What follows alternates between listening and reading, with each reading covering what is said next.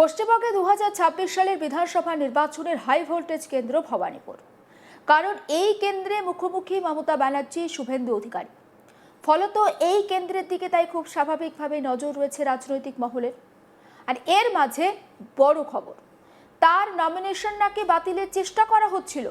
প্রকাশ্য সভায় বক্তব্য রাখার সময় এমনটাই দাবি করলেন তৃণমূল সুপ্রিমো তথা ভবানীপুর কেন্দ্রের তৃণমূল প্রার্থী মমতা ব্যানার্জি। পশ্চিম মেদিনীপুরের কেশিয়াড়িতে দলীয় প্রার্থীর সমর্থনে নির্বাচনী জনসভা করার সময় মমতা বলেন, আমার নামে দুটো মিথ্যে এফিডেভিট করে আমার নমিনেশন ক্যান্সেল করার চেষ্টা করেছিল, পারেনি লাস্ট অবধি, কিন্তু মনে রাখবেন করেছিল। মমতা আরও বলেন, মনে রাখবেন একটা কথা সব মিটিংয়ে বলছি, ব্যাংক অ্যাকাউন্টের নাম্বার চাইলে কেউ ভুলেও দেবেন না। টাকা পাঠানোর নাম করে আপনার সব টাকা তুলে নেবে ভোটের পরে, আর আপনার টাকায় কিছু কালো টাকা মিশিয়ে দিয়ে income tax, ED, CBI raid করবে। মনে রাখবেন এই টাকা কালো টাকা, হাত দেবেন না। শুনুন ঠিক কি বললেন মমতা ব্যানার্জি। কালকে আমার ভোট কেন্দ্রে জেনে রাখুন, আমার নমিনেশন নিয়ে, আমার নমিনেশন কাটবার জন্য ওই গদ্দাররা আমার নামে দুটো মিথ্যে অ্যাফিডেভিট করে আমার নমিনেশন ক্যান্সেল করার চেষ্টা করেছিল, পারেনি লাস্ট অবধি, কিন্তু মনে রাখবেন করেছিল, অনেক অসম্মান করেছিল যাতে আমি না দাঁড়াতে পারি। তাহলে বুঝতে পারছেন আমার ওপর যদি এই অত্যাচার হয় তাহলে আপনাদের ওপর কত অত্যাচার করতে পারে ওরা। মনে রাখবেন একটা সতর্ক করে যাই, সব মিটিংয়ে বলছি, ব্যাংকের অ্যাকাউন্ট নাম্বার চাইলে কেউ ভুলেও দেবেন না। টাকা পাঠাবার নাম করে আপনার সব টাকা তুলে নেবে ইলেকশনের পরে, আর আপনার টাকায় কিছু কালো টাকা মিশিয়ে দিয়ে income tax, ED, CBI raid করবে। মনে রাখবেন এই টাকা কালো টাকা, হাত দেবেন না, ছোবেন না কালো বাজারিদের টাকা।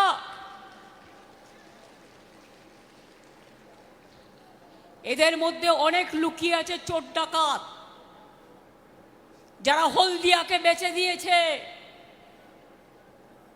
যারা মেদিনীপুর পূর্বকে বেচে দিয়েছে, যারা টোল ট্যাক্স থেকে শুরু করে, রেল থেকে শুরু করে, সেল থেকে শুরু করে, এলআইসি থেকে শুরু করে সব বেচে দিয়েছে। এরপরে গ্যাসও পাবেন না, ইলেকশনের পর গ্যাস বেলুনের মতো উড়ে যাবে। বিহারে যাদের ভোট কেটেছে তাদের নাকি বলা হচ্ছে তাদের রেশন বন্ধ, তাদের ব্যাংক অ্যাকাউন্ট বন্ধ। আমি বলি আমি থাকতে আমি এসব করতে দেব না, এটা মাথায় রাখবেন।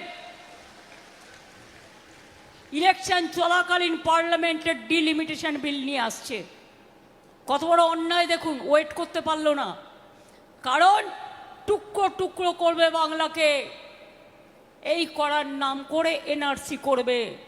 সেই জন্য যে যাই বলুক, যে যাই করুক, একটি কথাও শুনবেন না।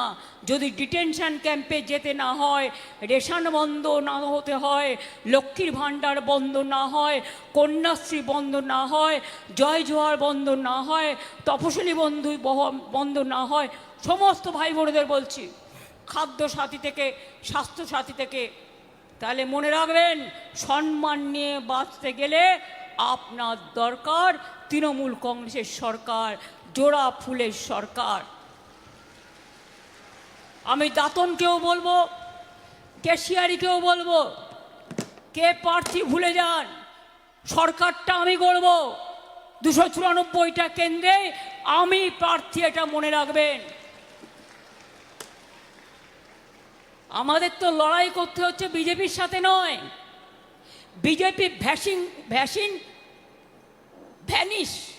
ফিনিশ ওয়াশিং মেশিনের সাথে।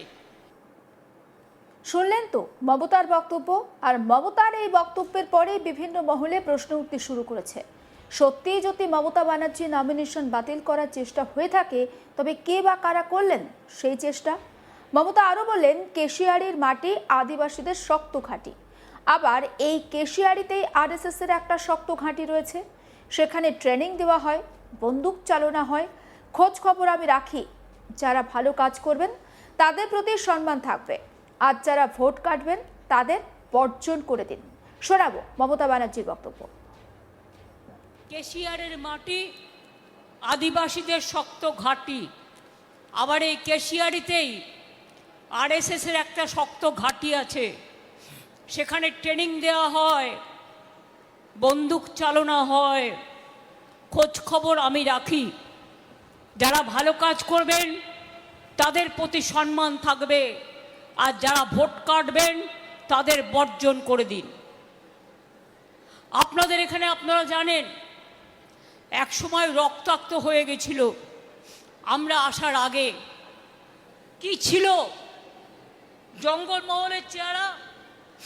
মানুষ বেরোতে পারতো না, মানুষ খেতে পেত না দুটো, একটা রাস্তা ছিল না, একটা কলেজ ছিল না, একটা হাসপাতাল ছিল না, পানীয় জল খাওয়ার ক্ষমতাও ছিল না।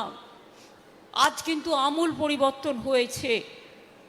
সেন্ট্রাল গভর্নমেন্টের দয়ায় নয়, ওরা কিচ্ছু করে না মিথ্যে কথা বলার ছাড়া। এখানে আমোদি প্রমোদি বাবু আসছেন আর মোটা ভাই আসছেন। বন্যা হলে আসে না, ঝড় হলে আসে না, জল হলে আসে না, শুধু ভোট হলে ভোট পাখি শালিক পাখির মতো উড়ে আসে, আবার ফুরুত করে উড়ে চলে যায়।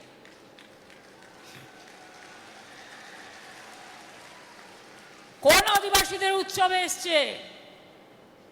প্রতিবার আমরা 9th আগস্ট সম্ভবত ইন্টারন্যাশনাল আদিবাসী ডে, আমি প্রতিবার ঝাড়গ্রামে আসি।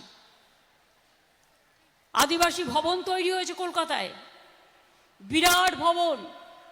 আপনাদের ছেলেমেয়েরা পড়তে যায়, ওখানে থাকে, হস্টেল থাকে, অতিথিরাও থাকেন আপনাদের। সংখ্যালঘু ভবন তৈরি হয়েছে। কোনটা তৈরি হয়নি? আমি ভালোবাসি মন্দির, মসজিদ, গুরুদ্বারা, গির্জা, জায়ের থান, মাঝি থান। মনে রাখবেন, জঙ্গলের অধিকার আমরা আদিবাসীদের ফিরিয়ে দিয়েছি। আগে আপনাদের জমি কেড়ে নেওয়া হতো, আপনাদের লুট করা হতো। আমরা আইন করেছি, আইন করে বলেছি আদিবাসীদের জমি জোর করে দখল করা যাবে না, আদিবাসীদের জমি আদিবাসীদেরই থাকবে, সাধারণ মানুষের জমিও কেউ দখল করতে পারবেন না।